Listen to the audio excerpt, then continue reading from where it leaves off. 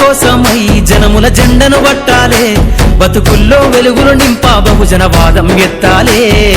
ఎదిగే బిడ్డల చూసి పేదల పొత్తును దలువాలే, ప్రజల దండును గట్టి ఉద్యమ కాగడనెత్తాలే. నింగిలో అమరుల తలిసి నీలి వందనమంటూ చరితను రాసిన గొప్ప మహనీయుల కలలేగంటూ పల్లె పల్లెల్లో బహుజన జెండా ఎగరయ్యాలే. అందరి కోసమై జనముల జెండను పట్టాలే, బతుకుల్లో వెలుగులు నింపా బహుజన వాదం ఎత్తాలే.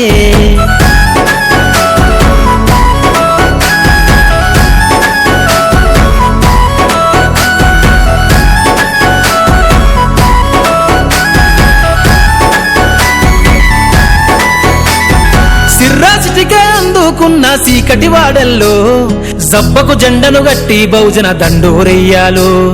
మోకును గట్టి తాడెక్కే గౌడన్నల బతుకుల్లో నింగికి రాకెట్ పంపించే రోజులు రావాలు. అడవిల బతికే ఆదివాసి గిరిజన తండాలు బంజారా బతుకుల్లో బహుజన వెలుగులు వంచాలు. వేల మందలు కాసేనా గొల్ల కురుమల గడపల్లో గోసలు తీరాలంటే బహుజన జెండను మొయ్యాలు. బానిస బతుకులే పోయి మన రోజులు రావాలంటే, అనగారిన వర్గాలకు అధికారం దక్కాలంటే. బానిస బతుకులే పోయి మా రోజులు రావాలంటే, అనగారిన వర్గాలకు అధికారం దక్కాలంటే. పల్లె పల్లెల్లో బహుజన జెండా ఎగరయ్యాలు. అందరి కోసమై జనముల జెండను పట్టాలే, బతుకుల్లో వెలుగులు నింపా బహుజన వాదం ఎత్తాలే.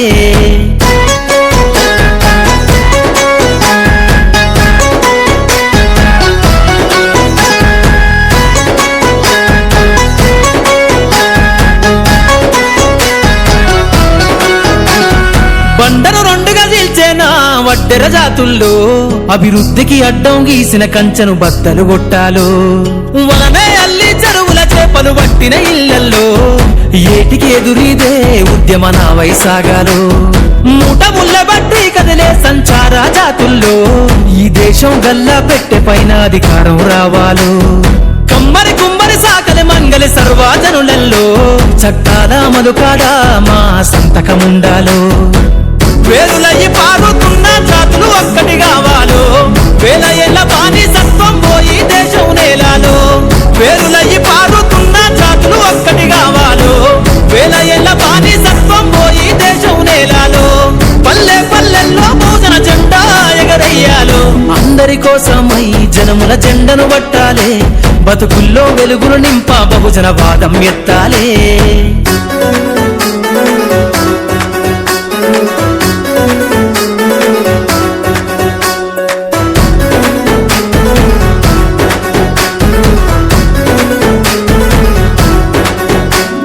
రంగులు అద్ది బట్టనే సచేనే తల రాతల్లో అగ్గి పెట్ట చీరల్లిన చేతులు చరితలు రాయాలు. ఎర్రటి ఎండకు పని చేసే కూలీల చెమటల్లో దినదిన గండపు బతుకులే ఇక బందైపోవాలు. కాలికి గజ్జెను గట్టి గొంతెత్తె కళాకారులల్లో పార్లమెంటుకు పంపే పాటల బాణిని గట్టాలు. అసువులు బాసిన అమరుల ఆశయ సాధనలే రేపటి బహుజన రాజ్యంలో కల నిజమైపోవాలు. ఉద్యమాల నేల పైన మరో యుద్ధమే చెయ్యాలో, సబ్బండ వర్గాలన్నీ బహుజన పొత్తును చూడాలో. ఉద్యమాల నేల పైన మరో యుద్ధమే చెయ్యాలో, సబ్బండ వర్గాలన్నీ బహుజన పొత్తును చూడాలో. పల్లె పల్లెల్లో బహుజన జెండా ఎగరయ్యాలో. అందరి కోసమై జనముల జెండను పట్టాలే, బతుకుల్లో వెలుగులు నింపా బహుజన వాదం ఎత్తాలే. ఎదిగే బిడ్డల చూసి పేదల పొత్తును దలువాలే, ప్రజల దండును గట్టి ఉద్యమ కాగడనెత్తాలే.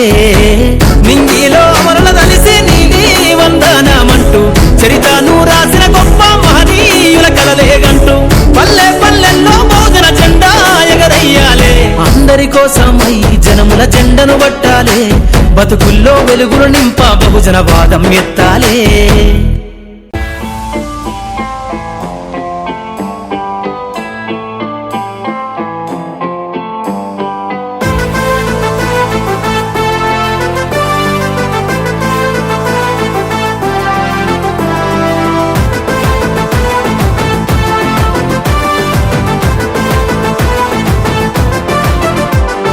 వెలివాడ వాడల మాత్రమే వెలిసెర బొమ్మ ప్రతి వాడన నిలుపగలిగే యోధులే రమ్మా ఒక వాడకి పరిమితమా అంబేద్కరుడు ప్రతి వాడికి హక్కులను పంచినవాడు తను రాసిండు రాజ్యాంగం దేశం కోసం తను చేసిండు పోరాటం అందరి కోసం తను రాసిండు రాజ్యాంగం దేశం కోసం తను చేసిండు పోరాటం అందరి కోసం చీకటిని తరిమేసి వెలుగైనాడు జై భీం జనగుండె నినాదం అందరం ఒకటై గెలవాలి సమాజం జై భీం ఒక యుద్ధ నినాదం అందరి కోసం గది పోరు ప్రవాహం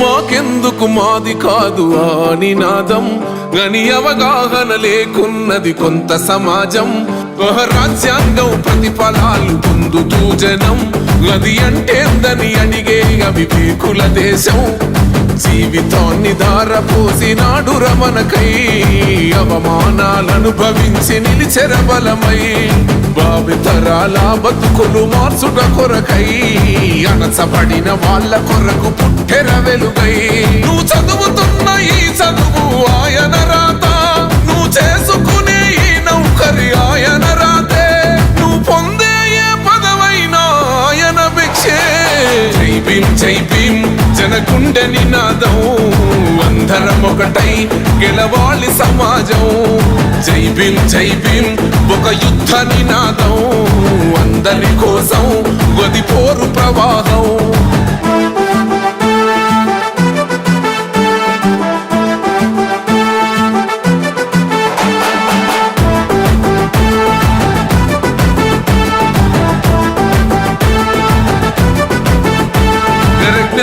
వర్ధిల్లాలని పిడికిలెత్తరో జననం జన అజ్ఞానం తొలుచుట కొరకో జై భీమని గొంతెత్తి నినదించాలో బడుగు బహుజనులంతా ఏకమవ్వాలో విశ్వవ్యాప్తమయ్యింది ఆయన ప్రతిమా నిలువెత్తు కరిగిపోతూ నిలిచిన జన్మ అడుగడుగున జాతి కొరకు పోరినవాడు పీడిత జనకోసలనే తరిమినవాడు ఎంతమంది ఎత్తుకునను జై భీం జెండా ఎవరో ఒక్కరు దిగితే ఉండదు అంట మనమందరం ఒక్కటి అయితే విజయం రాగా జై భీం జనగుండె నినాదం అందరం ఒకటై గెలవాలి సమాజం జై భీం ఒక యుద్ధ నినాదం అందరి కోసం గది పోరు ప్రవాహం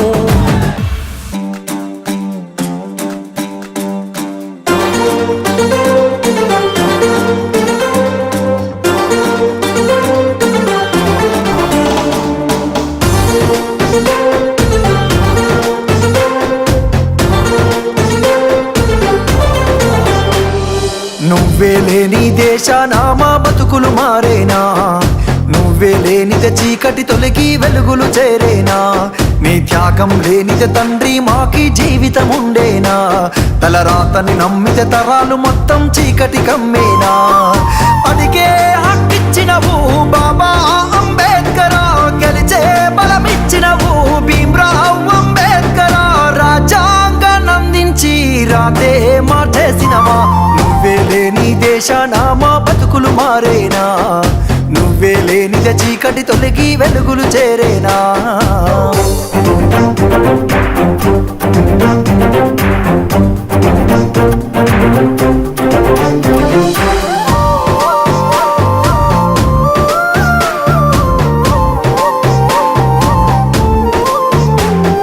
తాగే ఆ నీళ్ళంటూ మాట్లాడితే మైలంటూ చదివే ఆ బడి అంటూ నీ జాతే కడజాటంటూ మనువాదం మనిషిని బట్టి పీడించేస్తుంటే వెలివాడల మనుషులు అంటూ వెలివేస్తూ ఉంటే చదివే దీనంతం అంటూ చదివిన వాడురా అని రాజ్యాంగానందించి రాతే మార్చేసినురా.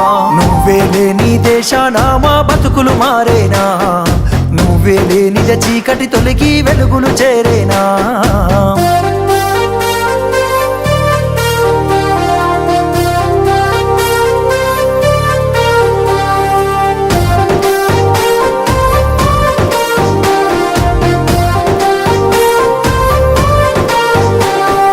మనువాదం నమ్మిన లోకం అవమానిస్తుంటే వెలివేసే సిద్ధాంతం వేధిస్తూ ఉంటే మూతికి ముంతలు చీపిరి గట్టి హేళన చేస్తుంటే ఆ బాధను గుండెల దాచిపెట్టి పయనం గట్టిండే ఈ దేశం నా జాతులకు స్వేచ్ఛను ఇవ్వదని అని రాజ్యాంగానందించి రాతే మార్చేసినురా. నువ్వే లేని దేశాన మా బతుకులు మారేనా, నువ్వే లేని చీకటి తొలగి వెలుగులు చేరేనా.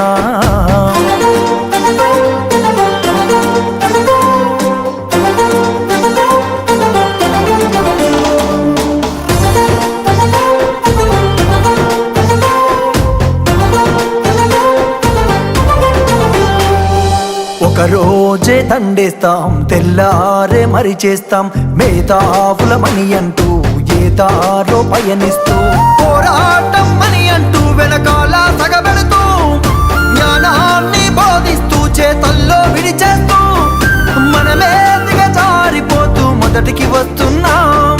మళ్ళీ వెలివేసే చేతికి రాజ్యాన్నిస్తున్నాం. నువ్వే లేని దేశాన మా బతుకులు మారేనా, నువ్వే లేని చీకటి తొలగి వెలుగులు చేరేనా. బోధి నీడలో కొలువైన ఓముని వీధి వీధిలో నీ వెలుగే ఆమని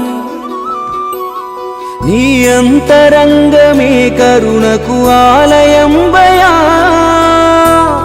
అంబేద్కరా హితకర నిను మరువలేమయా భరత జాతి ఖ్యాతి నీవయా.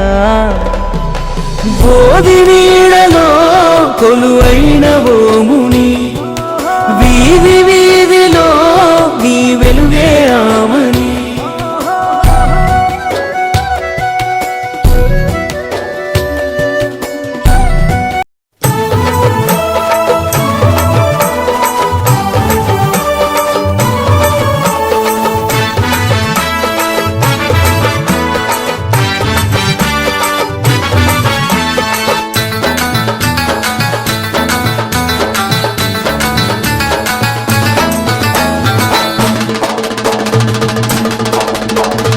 అందుకో దండాలు బాబా అంబేడ్కర అంబరాన ఉన్నట్టి సుక్కలు గురువంగో.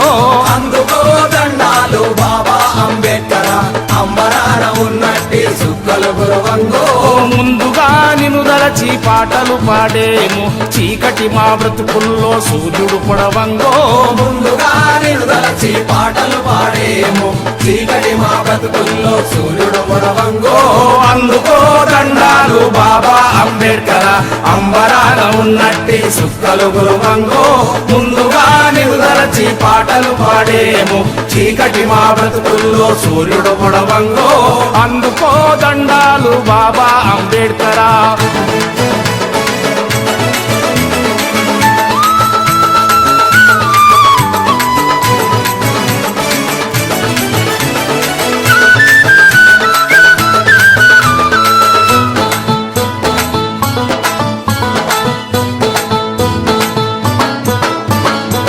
తల్లి భీమబాయి, నీ తండ్రి రామ్జీ, నీ ఊరు అంబవాడ, నీ జిల్లా రత్నగిరి. ఏప్రిల్ 14 పుట్టిన రోజంట ఈ దళిత జాతి పీడితులకు పండుగ రోజంటో.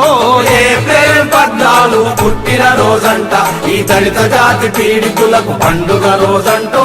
అందుకో దండాలు బాబా అంబేడ్కర అమ్మరాన ఉన్నట్టి సుక్కలు గురువంగో. ముందుగా నిరుదలచి పాటలు పాడేము చీకటి మా బ్రతుకుల్లో సూర్యుడు పొడవంగో. అందుకో దండాలు బాబా అంబేడ్కరా.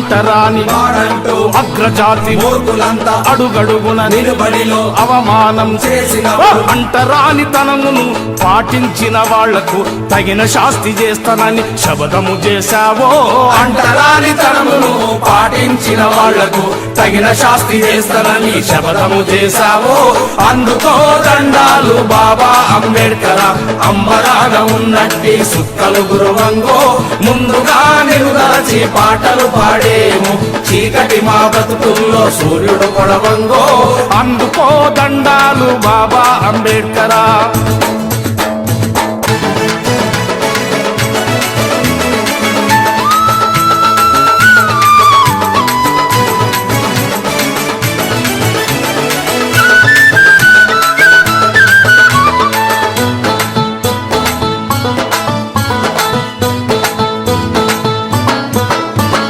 పట్టుదలగా ప్రాపంచము పెద్ద చదువులన్నీ చదివి రంకు నేర్పు గ్రంథాలు రంగంతా బయటపెట్టి కులగజ్జి మూర్ఖులతో ఆయనలేని పోరు చేసి పీడితులకు తాడితులకు హక్కులు సాధించి మా హీనమైన బ్రతుకులకు వెలుగును చూపావో పీడితులకు తాడితులకు హక్కులు సాధించి మా హీనమైన బ్రతుకులకు వెలుగును చూపావో అందుకో దండాలు బాబా అంబేడ్కర్ అంబరాన ఉన్నట్టి సుక్కలు గురువంగో ముందుగా నిలుదలచి పాటలు పాడేమో చీకటి మా బ్రతుకుల్లో సూర్యుడు పొడవంగో అందుకో దండాలు బాబా అంబేడ్కరా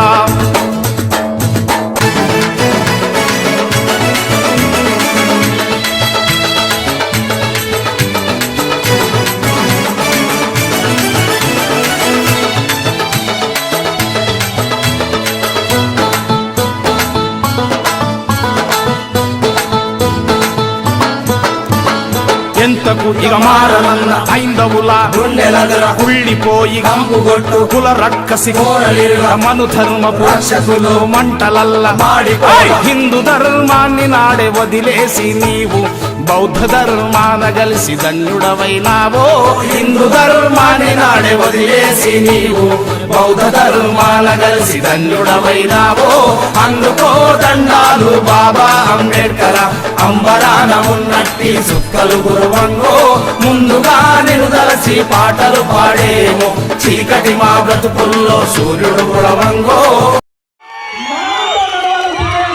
ఇప్పుడు మీటింగ్ ఉద్దేశించి పెద్దలు ప్రియతమ నాయకులు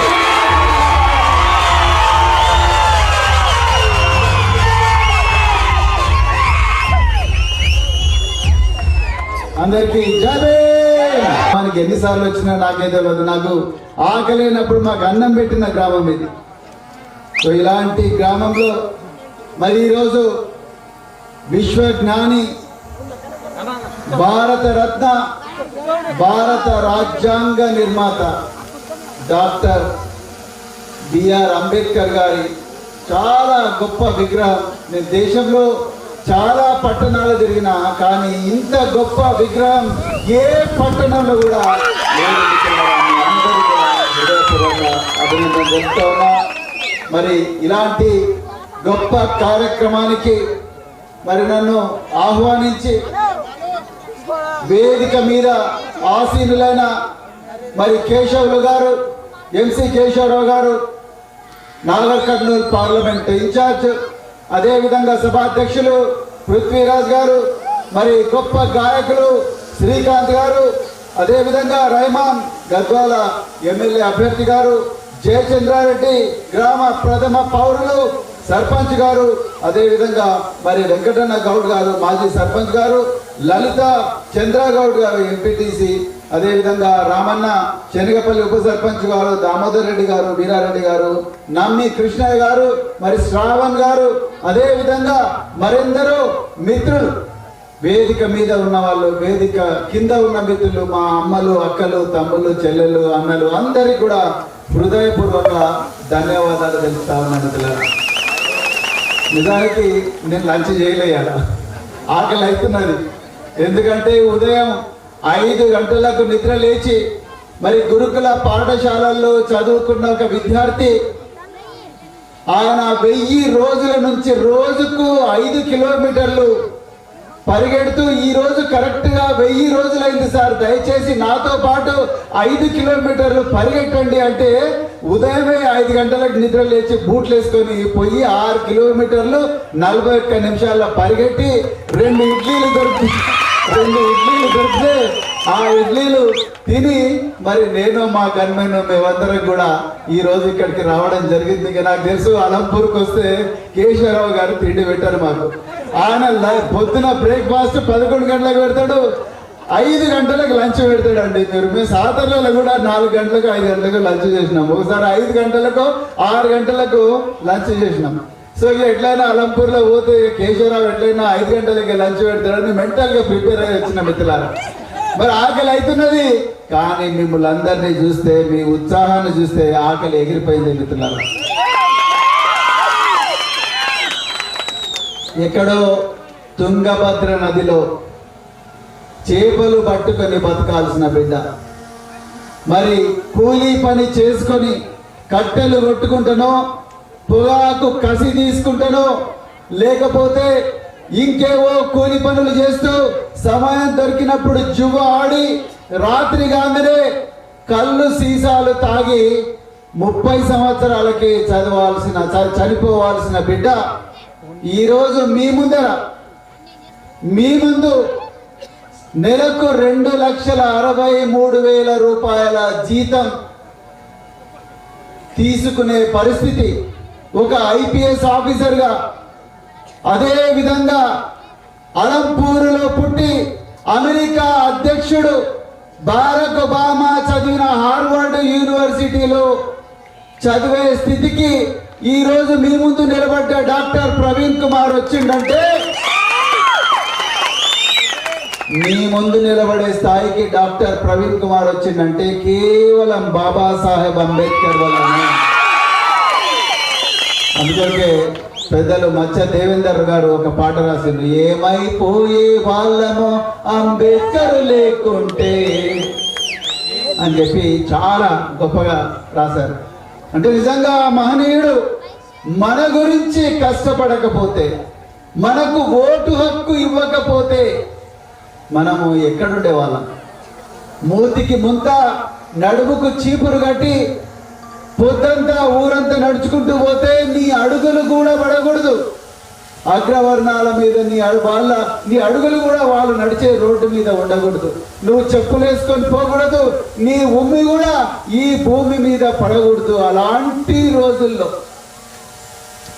నీళ్లు చెరువులో పశువులు తాగొచ్చు, నీళ్లు గొర్రెలు తాగొచ్చు, బర్రెలు తాగొచ్చు, కానీ మనుషులు ఆ నీళ్లు తాగకూడదన్న రోజుల్లో బాబాసాహెబ్ అంబేద్కర్ గారు మహత్ చెరువు దగ్గరికి 1927వ సంవత్సరంలో పోయి, మీరు నన్ను చంపినా పర్వాలేదు, నేను ఈ చెరువులో నీళ్లు నేను తాగుతాను, మా ప్రజలను తీసుకుపోయి వేలాది మందిని తీసుకుపోయి అక్కడ సత్యాగ్రహం చేసిండు మిత్రులారా. అంత గొప్ప జ్ఞాని డాక్టర్ బిఆర్ అంబేద్కర్ గారు.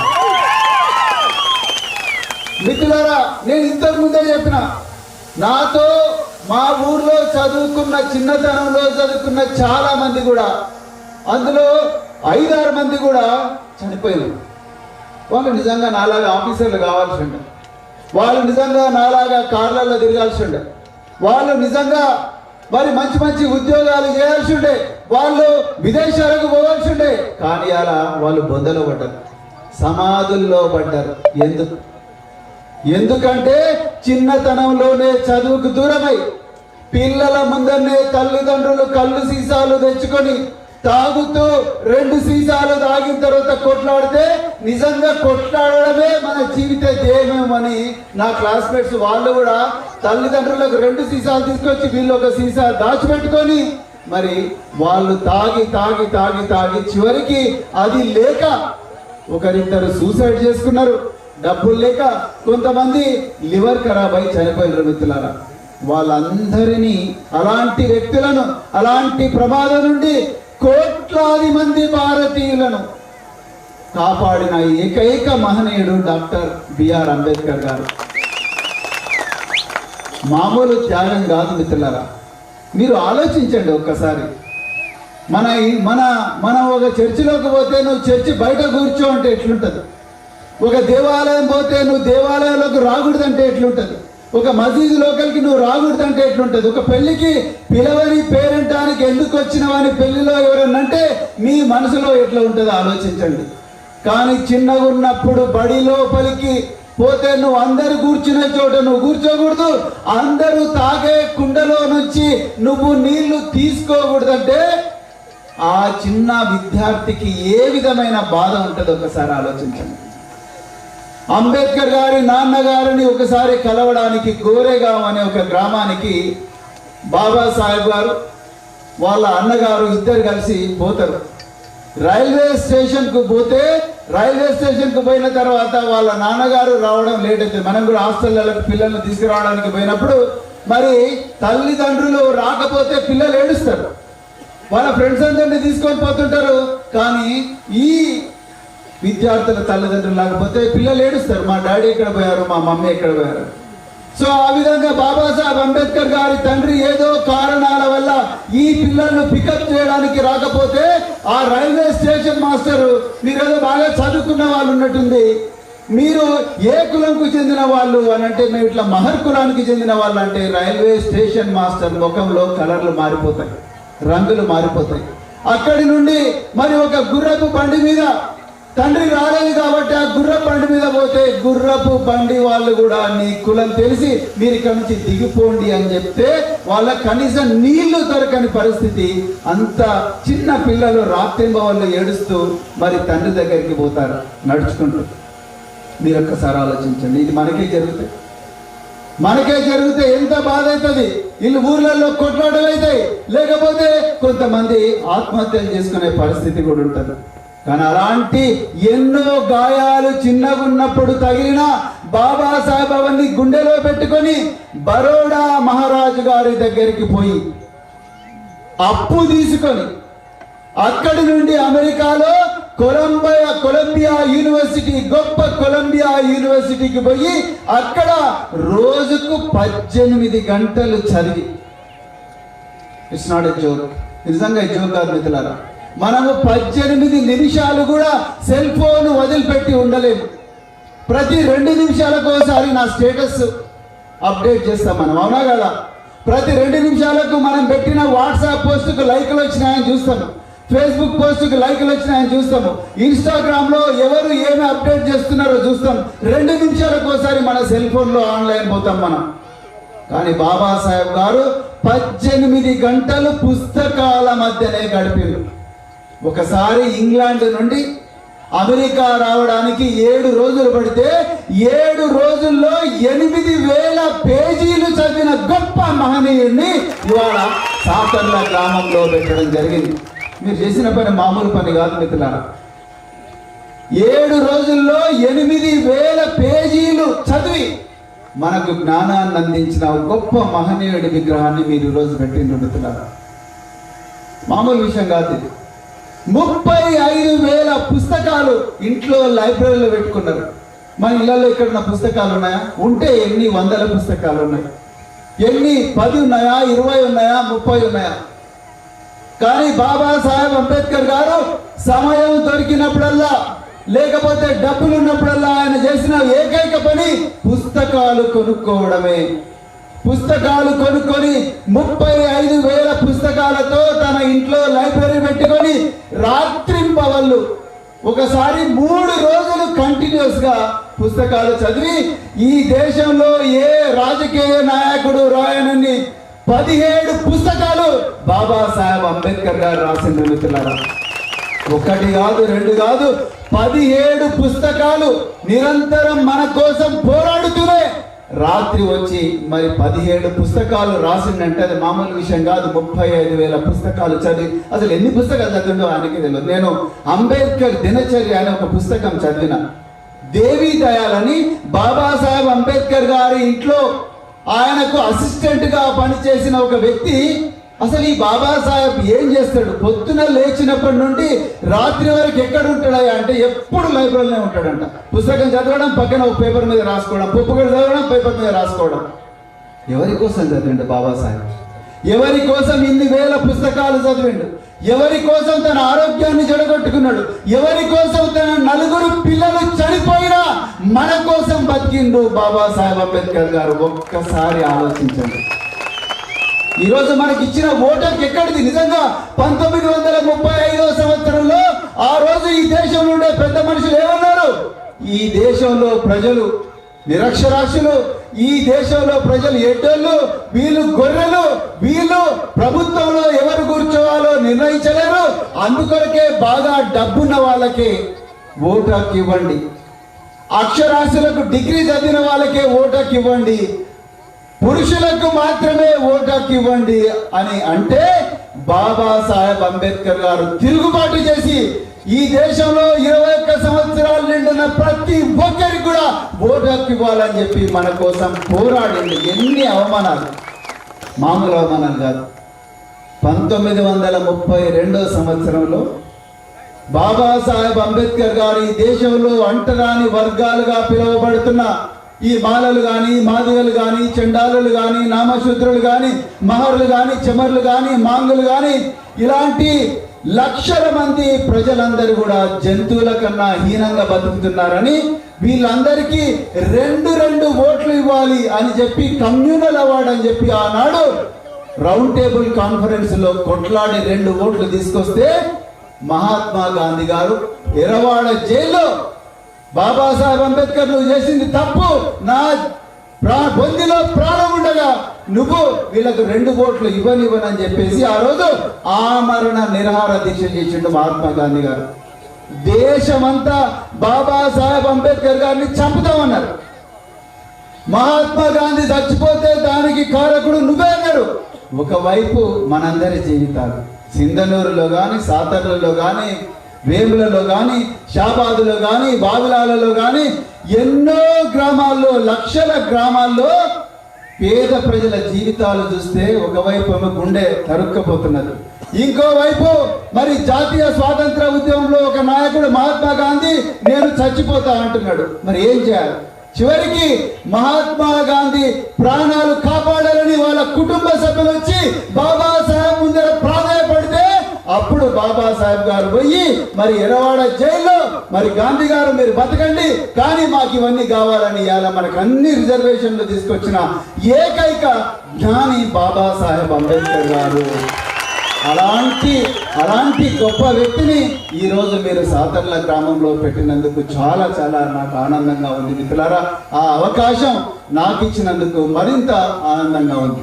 అయితే మిత్రులారా, ఇల్లలకగానే పండగ కాదు, అవునా? విగ్రహం పెట్టినంత మాత్రాన మన జీవితాలు మారుతాయి. ఒక గొప్ప మహనీయుడి విగ్రహం పెట్టినాం కానీ మన జీవితాలు మారుతున్నాయా? ప్రతి గ్రామంలో కూడా నేను చిన్న దన్వాడ, పెద్ద దన్వాడ, చీటిపాడు, పెద్ద తాండ్రపాడు, చిన్న తాండ్రపాడు ఎన్నో ప్రతి గ్రామంలో కూడా బాబాసాహెబ్ అంబేద్కర్ గారి విగ్రహాలు ఉన్నాయి. కానీ ఆ గ్రామాల్లో పేదరికం కూడా అట్లనే ఉన్నారు.